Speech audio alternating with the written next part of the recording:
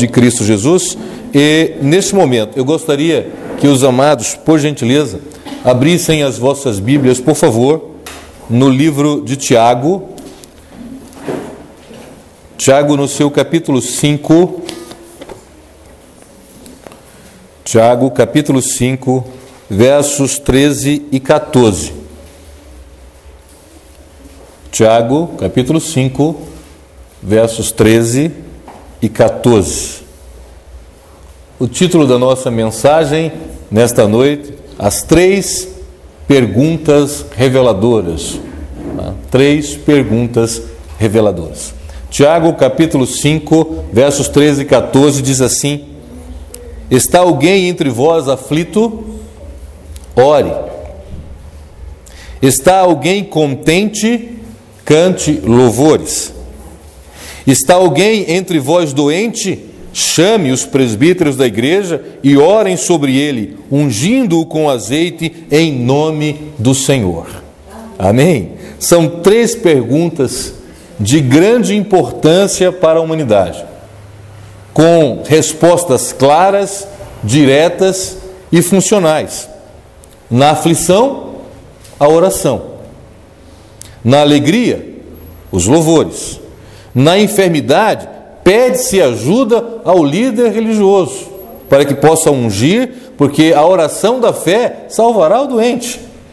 Então, as 3 perguntas são dadas 3 respostas diretas, acessíveis, fáceis e funcionais. Mas Tiago nos alertou para muitas outras coisas nas suas escritas. Em sua carta nós vamos destacar 2 delas, além dessas 3 perguntas especiais. Tiago nos revela o controle das palavras e nos adverte em relação à amizade, em relação ao mundo. Então, 2 coisas nós vamos aprender hoje através da palavra de Deus: o controle das nossas palavras e a amizade que nós estabelecemos com o mundo. Tiago, capítulo 4 e o verso 4, ele começa a falar para nós de uma forma muito clara. Eu gosto muito de Tiago porque não existe rodeios em Tiago. Ele fala diretamente, ele fala abertamente. E em Tiago capítulo 4 e verso 4 ele começa assim: adúlteros e adúlteras, não sabeis vós que a amizade do mundo é inimizade contra Deus? Portanto, qualquer que quiser ser amigo do mundo constitui-se inimigo de Deus. Então é muito claro a palavra de Tiago. E a gente tem que analisar o seguinte aspecto, amados irmãos: o mundo não é nosso amigo, mas queremos ser amigos do mundo. Há uma diferença muito grande nisso. Porque quando se estabelece um princípio de amizade, quem quer ser amigo submete-se às determinações e ao estilo de vida do outro. Então, se o mundo não quer a nossa amizade, mas nós queremos ser amigos do mundo, o mundo dita as suas regras e nós obedecemos. Nós simplesmente batemos continência em relação a isso. Tiago afirma que a amizade com o mundo é inimizade para com Deus, porque o mundo estabelece as suas regras, estabelece as suas leis e faz com que sejam cumpridas. Sucumbimos às suas normas, inclinamos para as suas normas. Quando decidimos ser amigos do mundo, nós estamos nos submetendo a tudo aquilo que o mundo determina por ser bom, por ser prazeroso, por estabelecer princípios de alegria, de felicidade, de conduta, embora seja ela distorcida ou não. E quando a gente fala de normas e estabelecimento de procedimentos do mundo, eu gostaria que vocês abrissem suas Bíblias em Gênesis capítulo 5, 6 e o verso 5.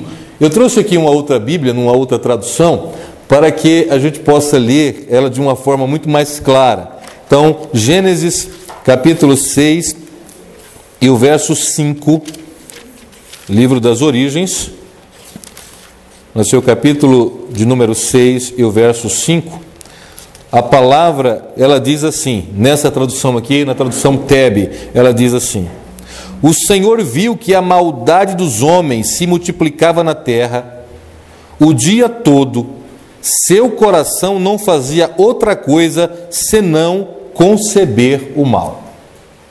Então Deus olhou para a humanidade, Deus olhou para o mundo e viu que todo dia, o dia inteiro, o homem planejava a maldade. O homem estabelecia o mal, o homem recebia, concebia do mal, né? Ao ponto que Deus determinou destruir toda a humanidade com um dilúvio para ver se a nova geração tinha uma visão diferenciada, porque a maldade tomou conta dos seres humanos. Nós estamos vivendo dias em que os prefeitos das cidades, ou de algumas cidades, entregam a chave ao inimigo, né? Ao diabo. Entrega a chave ao rei Momo, já viu? Entrega a chave da cidade, né? E aí começa toda uma perturbação carnavalesca, a festa da carne, a entrega às luxúrias carnais, toda uma ação de destruição de moral, de família, de qualquer princípio de sobriedade, porque as pessoas mergulham e servem primeiro ao deus Baco, né, que é o deus do vinho, enchem a ideia de álcool e começa a fazer todas as atrocidades que você possa imaginar e que você nem sequer consegue imaginar. Com isso, são muitas pessoas que perdem a vida nesse período, muitas pessoas que perdem as suas famílias, destroem o seu casamento, muitas pessoas que recebem uma condenação posterior, né, com doenças sexualmente transmissíveis, AIDS e muitas outras coisas que acontecem por aí. Como se diz na gíria popular, no carnaval, ninguém é de ninguém. Então, se ninguém é de ninguém, alguém se apropria. E quem se apropria dessa doação é o inimigo. Isso constrói uma amizade com o mundo, né? Uma amizade com o mundo. A palavra do Senhor em Tiago, capítulo 1 e versículo 15, fala que copulamos com o pecado, ficamos grávidos do pecado e o que nasce disso é a morte. É muito profundo essa posição da palavra de Deus em relação à associação do servo de Deus com o mundo, dessa ligação, dessa amizade. Gera um relacionamento íntimo entre o pecado e o ser humano, ao ponto de engravidarmos do pecado. É muito forte esse posicionamento, mas é verdade. Então, abram suas Bíblias aí, em Tiago, capítulo 1, e o versículo 15, que diz assim: depois, havendo a concupiscência concebido, ou havendo o desejo da carne concebido, dá a luz ao pecado. E o pecado, sendo consumado, gera morte. Em outra tradução fala assim: e o pecado amadurecendo, gera morte, gera destruição. E aí a gente vem, porque o salário do pecado é a morte. Então percebam, o Tiago ele fala assim: não se associe com o mundo, não fique amigo do mundo, não ceda aquilo que o mundo oferece, porque se você ceder, a sua aproximação com o mundo vai ser muito íntima, muito próxima, muito colado, ao ponto de você engravidar do pecado. E uma vez engravidado do pecado, o que gera é a morte. E, infelizmente, a sua morte espiritual, a sua morte moral, né? E muitos outros tipos de morte que a gente poderia relacionar aqui por muito e muito tempo. Mas isso se dá com a amizade com o mundo. Eu volto a dizer para vocês, o mundo não quer a nossa amizade, mas nós queremos ser amigos do mundo. Há uma diferença muito grande nisso, né? Porque se o mundo quiser a minha amizade, ele vai ter que submeter as minhas normas. Lembram quando vocês eram crianças, que brincavam lá no primário, lá, e se algum coleguinha agia de maldade, a gente falava assim: tô de mal contigo, né? Tô de mal contigo, não fala mais comigo, né? não fala mais comigo. Aí daqui a pouco vinha aquela aproximação, não é? Era a divisão de um lanche, era a divisão da borracha para pagar, de um lápis que precisava, daqui a pouco voltavam as boas novamente, esqueciam aquela briga. Existem muitas pessoas, né, que entram na igreja, recebem Jesus como Salvador, fazem assim com o pecado, fala, estou de mal de você, corta aqui, né? Estou de mal de você, vai para lá que eu fico para cá. Ou é assim, né? Tá, corta aí, estou de mal de você. Aí depois vai se aproximando, vai trocando elogios, vai se aproximando, daqui a pouco está junto com o mundo novamente, está junto com o pecado novamente, está grávido do pecado. E o que vai sair é a morte, não tem outra alternativa, é a morte. Né? Então é preciso abortar, né? Não na concepção do filho gerado pelo pecado, mas abortar a amizade comum. Abortar a amizade comum. Porém, a palavra também nos adverte que permanecemos no pecado pelos nossos desejos, aliás, pelos nossos maus desejos. Está lá em 1 Tiago 1, verso 14. Eu vou ler na nova tradução linguagem de hoje, que diz assim, ó, as pessoas são tentadas quando são atraídas e enganadas pelos seus próprios maus desejos. Tá? Então veja que é o ser humano que se aproxima do mundo, é o servo de Deus que procura a amizade com o mundo. Aí fala assim, não dá nada não, isso aí. Não é assim também. O pastor é meio radical nesses princípios aí, mas não tem nada não. Eu vou naquela festinha lá, eu vou naquele lugar lá, não tem problema, eu entro lá e saio, não existe nenhum problema. Esse namoro com o pecado, essa aproximação com o pecado vai gerar um problema extremamente grande, porque o mundo nos oferece aquilo que desejamos. O mundo estabelece princípios de liberdade pelo qual todo ser humano sonha ter. E aí a palavra se aplica porque nós somos tentados quando somos atraídos, atraídos, é um imã que chama, atraídos e enganados pelos nossos próprios desejos. A gente começa a procurar desculpas para ser amigo do mundo. A gente começa a procurar subterfúgios para ser amigo do mundo.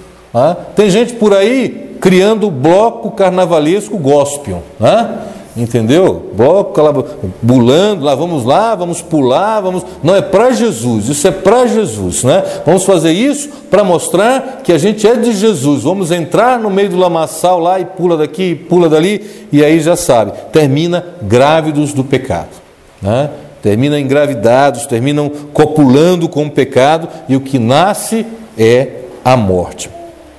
E o pior de tudo, nos tornamos inimigos de Deus. Além de todas as consequências desastrosas dessa associação com o pecado, nós nos tornamos inimigos de Deus. Não é que Deus se torna nosso inimigo, nós nos tornamos inimigos de Deus. Veja que a coisa é muito séria. Tiago 4, versículo 4. Vamos ler novamente para que a gente tenha uma noção exata. Adúlteros e adúlteras, não sabeis vós que a amizade do mundo é inimizade contra Deus? Portanto, qualquer que quiser ser amigo do mundo, constitui-se inimigo de Deus. Quem quiser, vou voltar a repetir, quem quiser ser amigo do mundo vai constituir inimizade com Deus. Então veja só, a decisão de aproximação com o mundo é nossa. Automaticamente, quando nós nos aproximamos do mundo, nós viramos as costas para Deus. Porque aí o Espírito Santo vai falar, a gente não vai ouvir. O Espírito Santo vai conversar com a gente, filho, não faz isso, mas a gente não quer. Filho, não entra aí, a gente entra. Filho, não vai, não, eu vou. Filho, não vai nesse lugar aí, não, eu vou, não vai, não entra nesse estabelecimento, não, eu entro, eu tomo as minhas próprias decisões, afinal de contas, eu tenho livre-arbítrio, eu tenho um direito de escolha, é um direito de escolha, não deixa de ser. Quem quiser ser amigo do mundo, é por isso que eu gosto de Tiago, porque é claro, quem quiser ser amigo do mundo, constitui inimizade com Deus, é fato isso. Não é que Deus vai se tornar seu inimigo, é que você vai virar as costas para Ele. Não quero mais falar com fulano de tal, não é assim? Não vou mais trocar ideia com fulano de tal. Não, eu desvio o caminho. Se eu encontrar com ele na esquina, eu vou pela outra. Se eu entrar no ônibus e ele tiver, eu desço, pego outro ônibus. Eu não quero trocar ideia com ele, eu não quero conversar com ele. Ele não é meu amigo. É assim que agimos com Deus. Porque sabemos que se formos conversar com Deus, Ele vai dizer assim: filho, você agiu errado. Filho, você tomou essa decisão errada, você não poderia fazer isso. Então nós construímos uma inimizade com Deus. Não oramos mais, não procuramos mais ler a palavra de Deus. Aí começa a não vir mais nos cultos na igreja, porque a palavra de Deus começa a machucar o coração. Já vi pessoas falarem assim: o pastor hoje pregou só para mim, porque caiu, encaixou na sua necessidade. Você estava com a ferida aberta e o pastor colocou o dedão bem na ferida, assim, mexeu, dói pra caramba. Ai, não vou mais naquela igreja não, agora não vou mais em igreja nenhuma, eu vou cultuar. E começa a mentir: eu vou cultuar Deus em casa. Você vê a Deus em casa. Mentira, você não vai se ver a Deus em casa. Serve-se a Deus na igreja, na casa do Senhor. A gente sobe para adorar ao Senhor nosso Deus. Então essa inimizade com Deus é uma ação de ser amigo do mundo. Então, irmãos, princípio básico para ser um amigo de Deus é ser inimigo do mundo. É só inverter a polaridade. Quem quiser ser amigo do mundo constitui-se inimigo de Deus. Vamos inverter a polaridade? Quem quiser ser amigo de Deus constitui inimizade com o mundo. É só inverter as polaridades. Eu quero ser amigo de Deus, então eu sou inimigo do mundo. Eu não vou ceder às tentações mundanas, eu vou viver nesse mundo, eu não vou ser alienado, mas este mundo não é meu amigo, e eu não quero amizade com ele. Eu não quero amizade com ele. Então é uma decisão que temos que se tomar. No verso 8, 9 e 10 do capítulo 4 de Tiago, ele nos dá uma receita para rompermos com o mundo e renovar a aliança com o Deus Todo-Poderoso. Veja o que está escrito aí: chegai-vos a Deus, e Ele se chegará a vós. Veja que agora é uma ação totalmente humana. Você constituiu uma inimizade com o mundo, porque você recebeu Jesus no seu coração. Mas aí o retorno, meus irmãos, é muito doloroso. Veja que a palavra diz assim: chegai-vos a Deus e Ele se chegará a vós. Por isso que eu afirmo mais uma vez que não é Deus que estabelece inimizade com a gente, é o ser humano que se afasta de Deus. A receita que Tiago diz é assim: chegai-vos a Deus. Então eu preciso chegar até quem? Até Deus. E Ele vai chegar até mim. Então a misericórdia do Senhor é maravilhosa. Por isso que a palavra fala assim: que as misericórdias do Senhor é a causa de não sermos consumidos. Quando nós nos achegamos a Deus, Deus se apresenta: estou aqui, filho, estou aqui. Aí a gente começa aquela ladainha: eu pequei, eu sei que eu pequei, eu sei que você fez tudo isso, eu sei, eu vou te perdoar. Não é assim que Deus faz com a gente? Eu vou te perdoar, vem cá, vou te dar um abraço, vou te colocar uma roupa nova, vou te colocar um anel no dedo, você é meu filho, vem. Vem. Então a palavra fala assim: chegai-vos a Deus e Ele chegará a vós. Alimpai as mãos, pecadores, e vós de duplo ânimo, purificai os corações. Senti as vossas misérias e lamentai e chorai. Converta-se o vosso riso em pranto e o vosso gozo em tristeza. Veja que o processo para você romper com o mundo e voltar para Deus, ele é doloroso. A melhor coisa que se tem é ser amigo de Deus e inimigo do mundo. E quando a gente passa a ser amigo do mundo e inimigo com Deus, o retorno é de uma limpeza tremenda. Eu lembro que eu conversei com um pastor na África. Ele tinha uma casa assim, era tipo uma chácara, que ele criava ovelhas, criava bode lá, criava ovelha. E tinha um garotinho que cuidava dessas ovelhas para ele, cuidava desses bodinhos para ele lá. E o garotinho não tomava banho, isso é normal, né? Não tomava banho mesmo. Então você imagina um garoto lá com 1 ano, 2 anos e tal, sem tomar banho. O garotinho tomava banho quando chovia, né? Se não chovesse, não tomava banho. E aí, como ele cuidava das cabras lá, das ovelhas, dos bodes do pastor, quando se matava uma ovelha daquela, um bode, a cabeça era de quem tomava conta. Isso é uma tradição. Então ele estava esperando, né?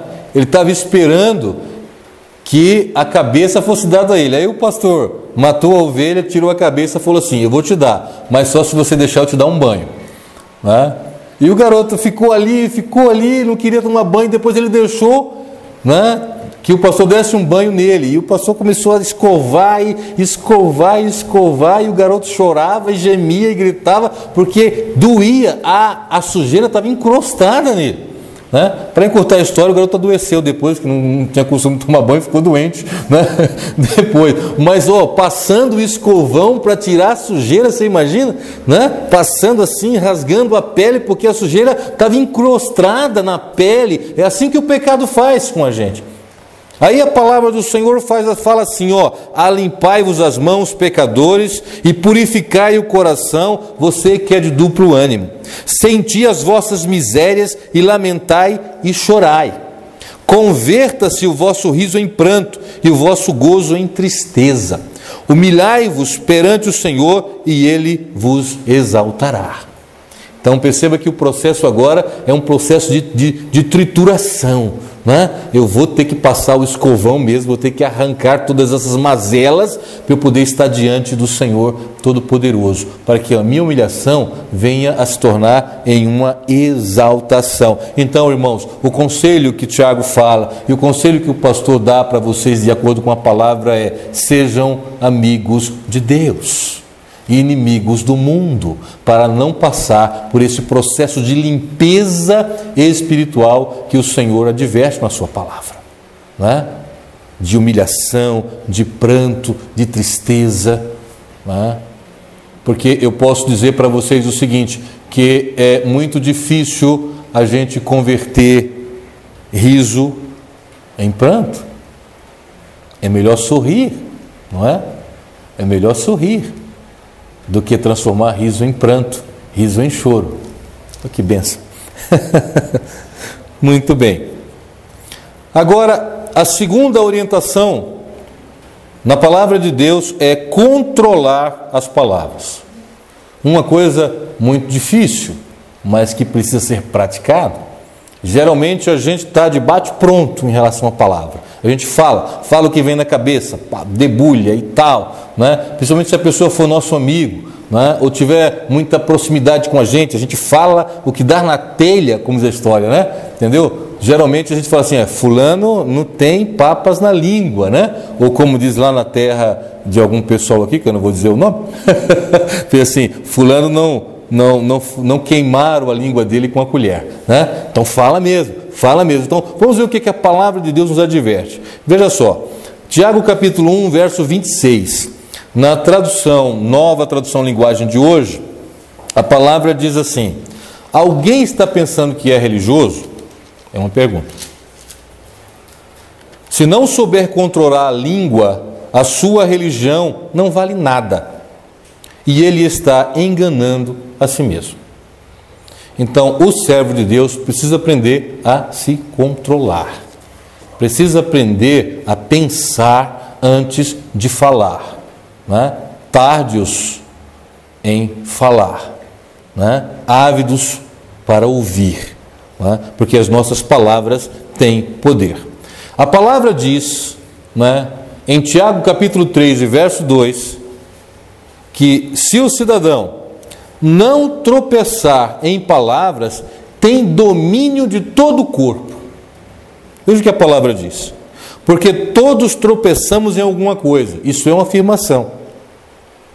Se alguém não tropeça em palavra, o tal varão é perfeito e poderoso para também refrear todo o seu corpo. Tiago nos adverte: pensa bem, analisa. né? Analisa. O texto fala assim, que se coloca freios na boca de cavalos, né? Na minha terra chama bride, né? Coloca um pedaço de ferro na boca do animal, né? Que pressiona o céu da boca dele. Quando você puxa as rédeas, aquele aço machuca a boca do animal e ele para, né? Ele ele respeita, né?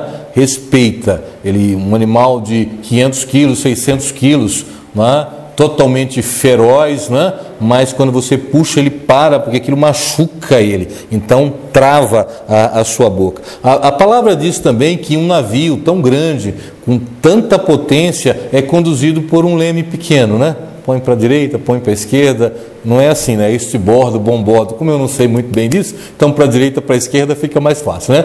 Então um lemezinho consegue controlar o navio com toda a sua potência. Agora vamos ver, Provérbios capítulo 25 e o verso 11, fala assim, ó, maçãs de ouro em salvas de prata é a palavra dita ao seu tempo. Então veja bem, já imaginou você servir maçãs de ouro numa salva de prata? É um contraste extremamente bonito, né? Extremamente bonito, bonito de se ver, bonito de se apreciar. É a palavra dita ao seu tempo. As palavras precisam ser ditas, mas no tempo certo, né? As palavras precisam ser bem colocadas, as palavras precisam ser aplicadas, e o ser humano, servo de Deus, precisa controlar, né, essas palavras. Vamos ver no capítulo 3 de Tiago, no versos 5 e 6, fala que as palavras são como fogo que consome. Versos 5 e 6 do capítulo 3, diz assim: assim também a língua é um pequeno membro e gloria-se de grandes coisas. Vede quão grande bosque um pequeno fogo incendeia. A língua também é um fogo, como mundo de iniquidades. A língua está posta entre os nossos membros e contamina todo o corpo, e inflama o curso da natureza, e ela é inflamada pelo inferno.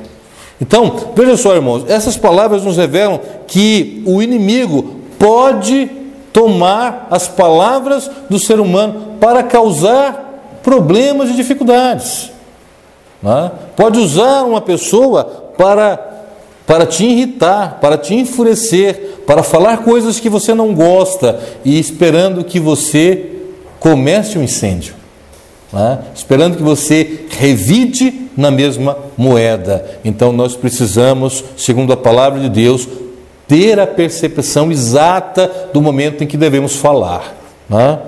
Vamos ver a palavra de Deus em Provérbios capítulo 15 e verso 1. É tremendo, né? Tremendo isso aí, principalmente no relacionamento matrimonial ou no relacionamento de amizade, né?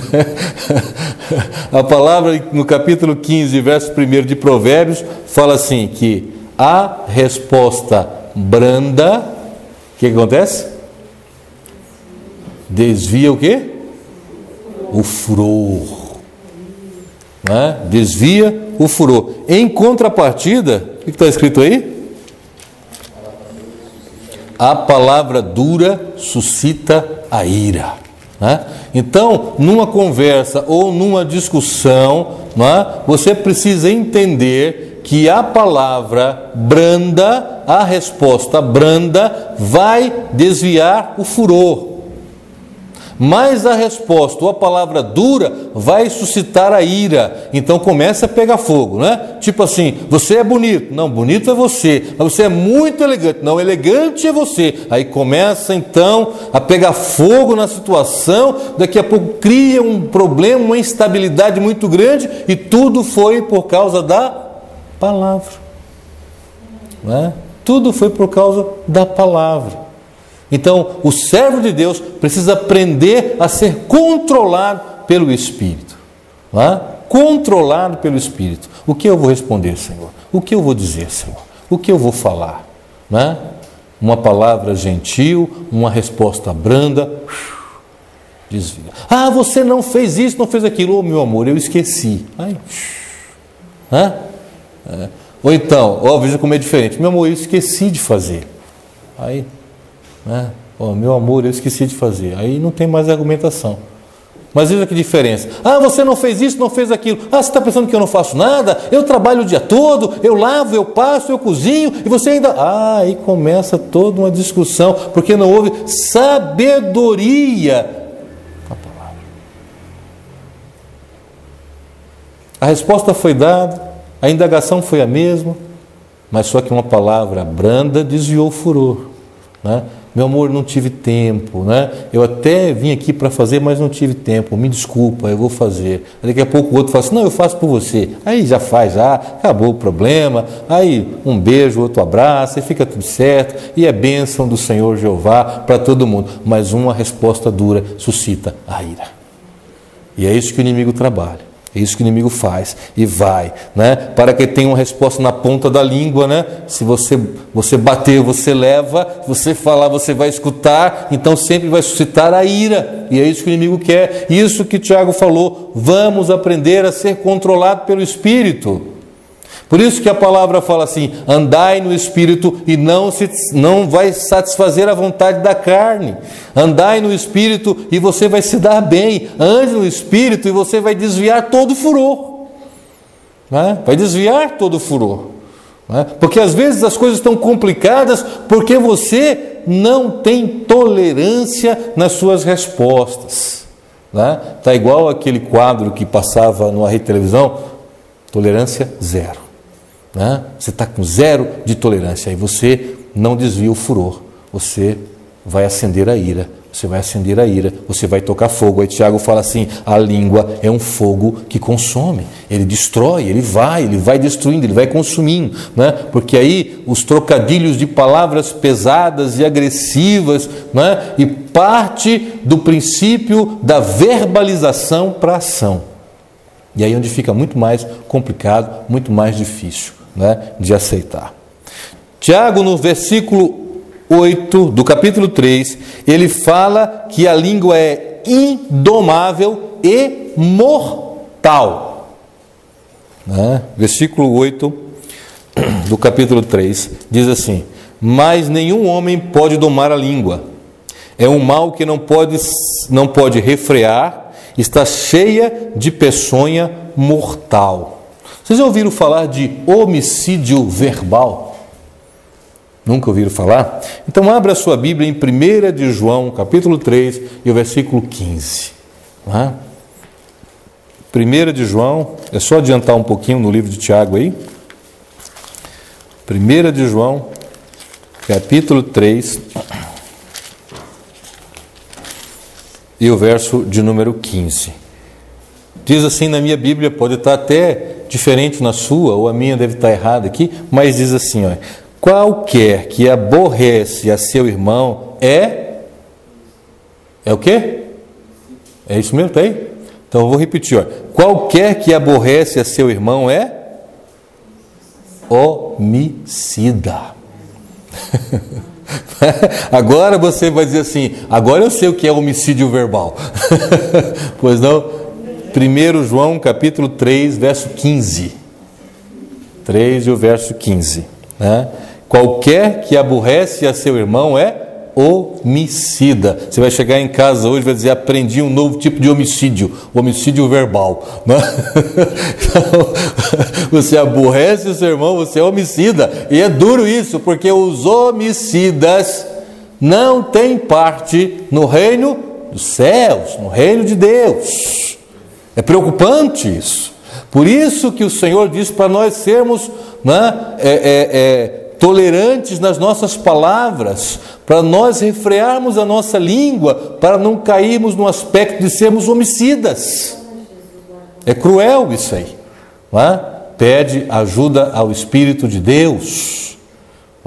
Eu costumo dizer o seguinte, irmãos, temperamentos não se mudam, são transformados pelo Espírito. Transformado. Deus, segura minha língua, segura minha língua, segura minha língua, segura minha língua.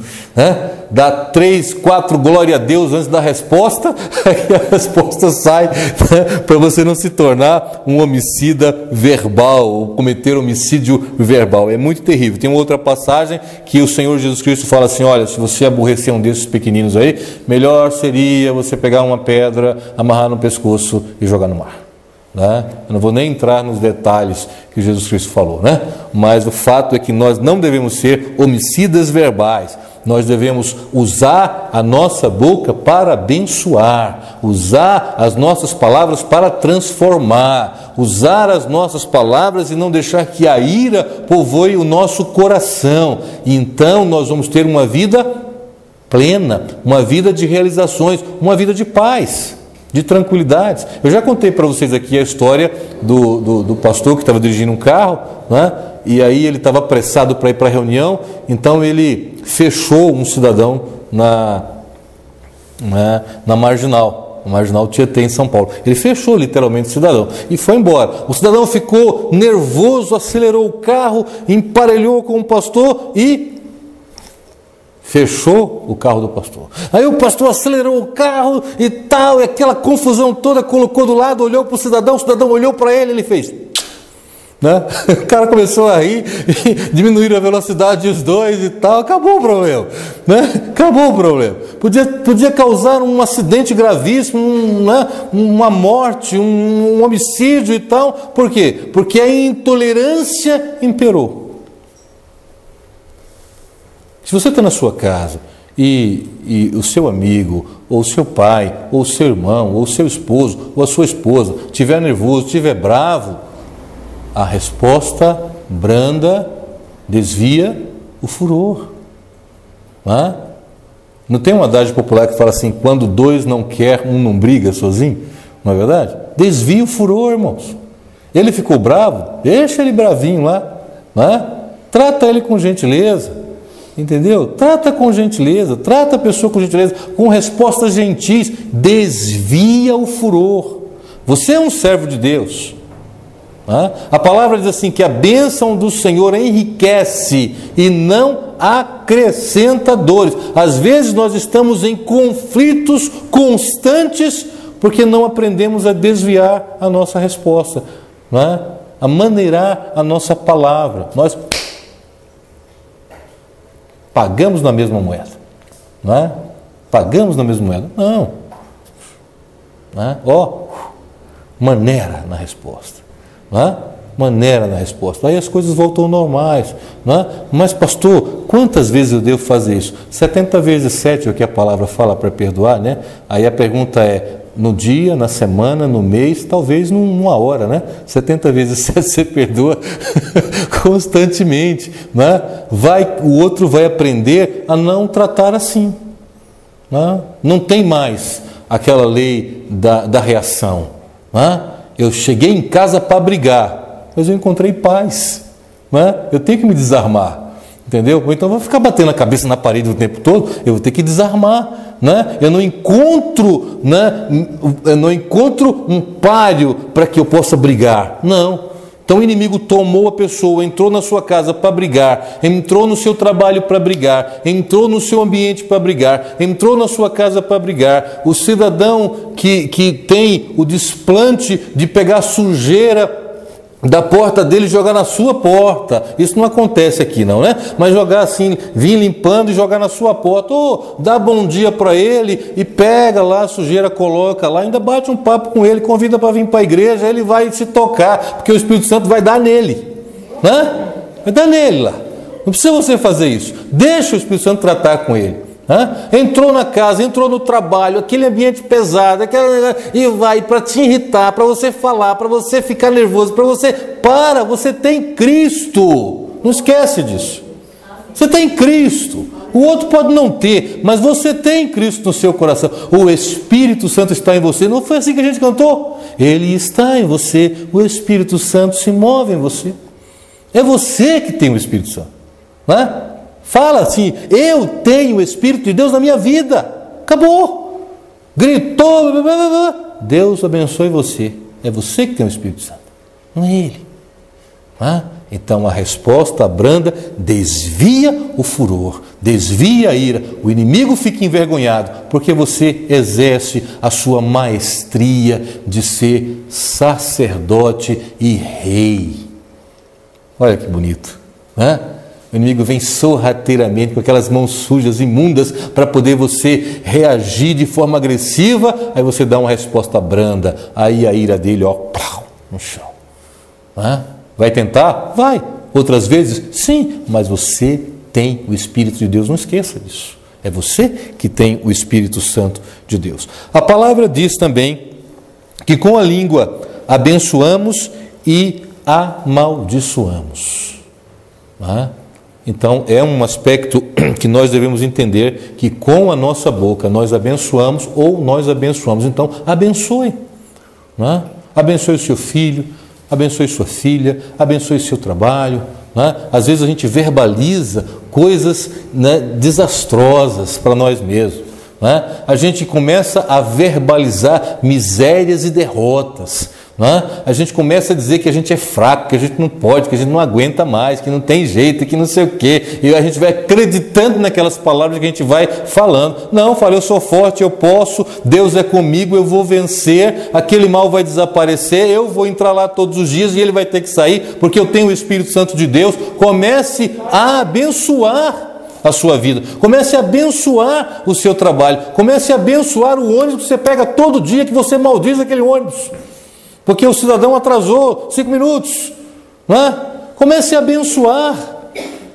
Comece a abençoar o seu carro, comece a abençoar o seu marido, comece a abençoar a sua esposa, comece a abençoar o seu patrão, comece a abençoar o seu emprego, comece a abençoar o seu trabalho.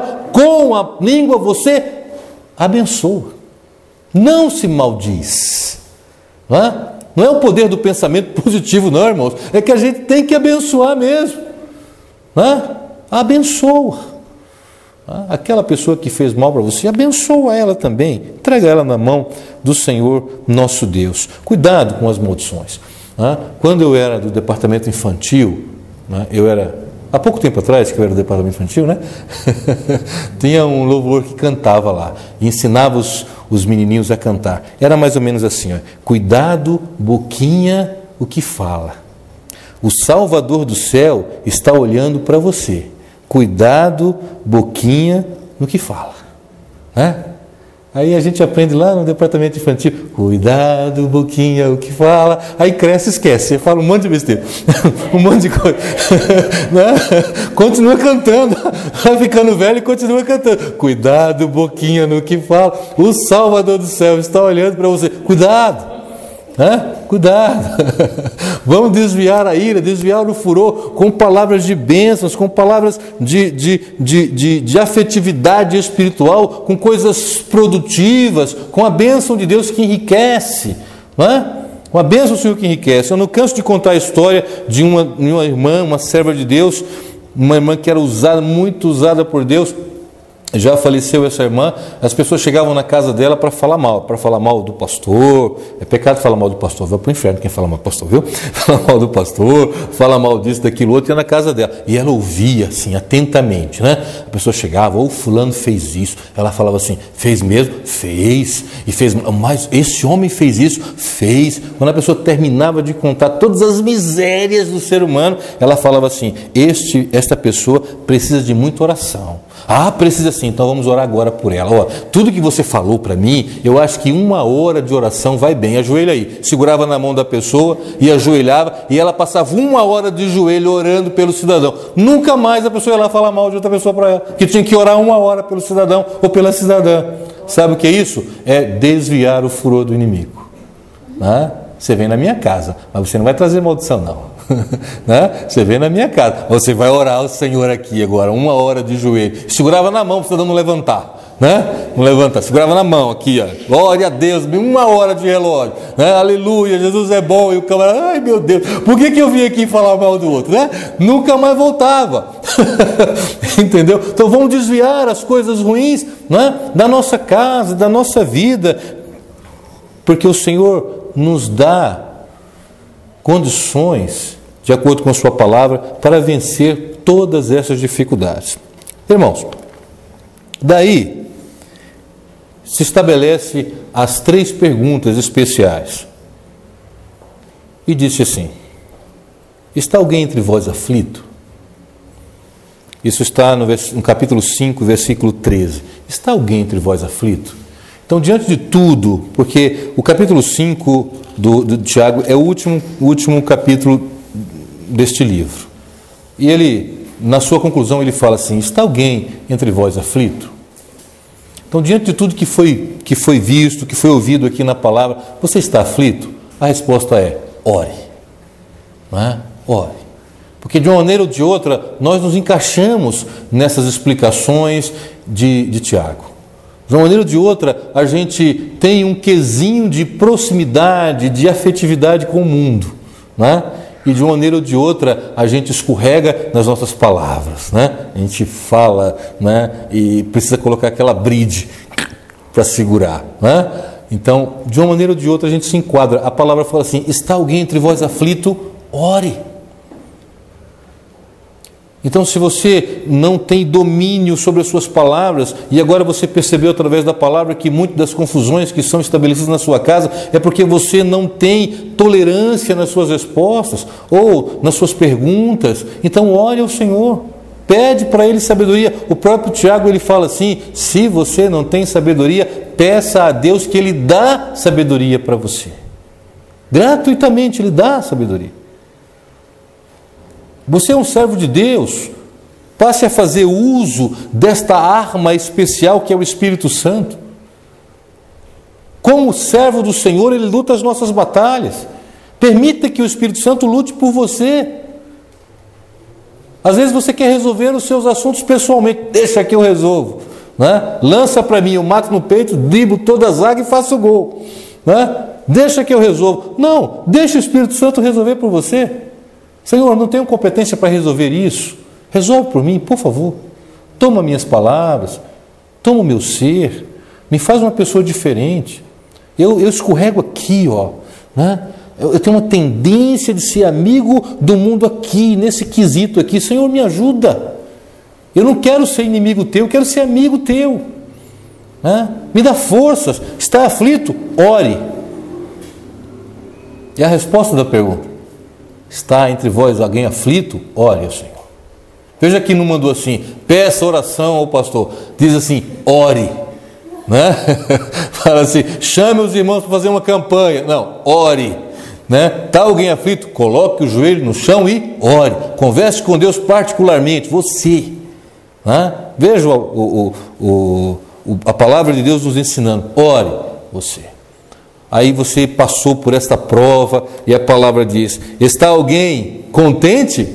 Então louve ao Senhor, cante ao Senhor, celebre a Deus, né? Abra a sua boca, não perde tempo para fazer outra coisa não, vai louvar a Deus, né? Entendeu? Entra no carro lá cedo quando vai para o trabalho, ao invés de colocar um louvor, coloca lá um pagodão, não sei o que lá, bababá, entendeu? Oh, povoando a sua cabeça com um monte de tranqueira. Você é servo de Deus. Coloca um louvor, louve ao Senhor, né? Grave a mensagem e depois escute o tempo todo no carro.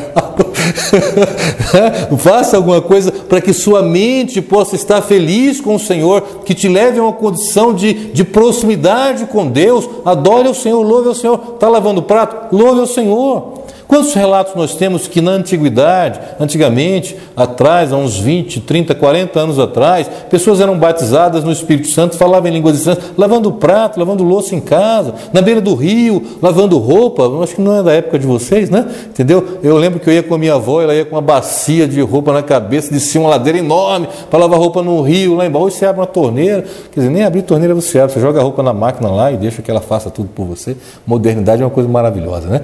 Entendeu? Joga lá e acabou. Mas veja só o que acontece: quantas pessoas não foram batizadas no Espírito Santo, lavando os pratos, lavando roupa, varrendo a casa, porque estavam adorando a Deus, né? Hoje você está lavando o prato se maldizendo, tanto prato para lavar, não sei o quê. Como que o Espírito Santo vai se manifestar na sua vida? Como? E se um prato escorrega da mão e cai? Oh, palavra, né? Oh, coisa maravilhosa. É tanto glória a Deus e aleluia que treme, né? O lugar onde você mora. Vamos deixar o Espírito Santo tratar e trabalhar com as nossas vidas. Então, se está alguém contente, louve a Deus. Louve de coração. Cante ao Senhor. Cante a Deus. Com alegria, com prazer, com satisfação. A palavra também diz assim, está alguém entre vós doente? Então peça ajuda. Chame o presbítero da igreja, chame o líder espiritual, peça a ele para orar, peça a ele para te ungir com óleo. É o que a palavra fala. Então são 3 perguntas especiais, extraordinárias, com 3 respostas simples, diretas, mas extremamente funcionais, que são oração, louvor e pedido de ajuda. Pedido de ajuda. De qualquer forma, meu irmão, você vai ser abençoado. A palavra diz assim, e a oração da fé salvará o doente, e o Senhor o levantará. E se houver cometido pecado, ser-lhe-ão perdoados. Olha que maravilha, Que bênção maravilhosa. Então é preciso entender isso, que Deus estabelece um cuidado especial. Não seja amigo do mundo. Não seja amigo do mundo. Seja amigo de Deus. Eu não estou dizendo que você tem que ser amigo do pastor, ou amigo do irmão fulano, não, você tem que ser amigo de Deus. Esse nunca vai te decepcionar. Amigo de Deus. E quando você é amigo de Deus, você é inimigo do mundo. Inimigo do mundo, amigo de Deus. E cuidado, boquinha, no que fala. O Salvador do céu está olhando para você. Então peça a Deus para que o Espírito Santo tome você e que você tenha plenas forças espirituais para poder ser uma pessoa segundo o coração de Deus. Amém? Vamos ficar, por gentileza, em pé nesse momento. Eu quero orar por você.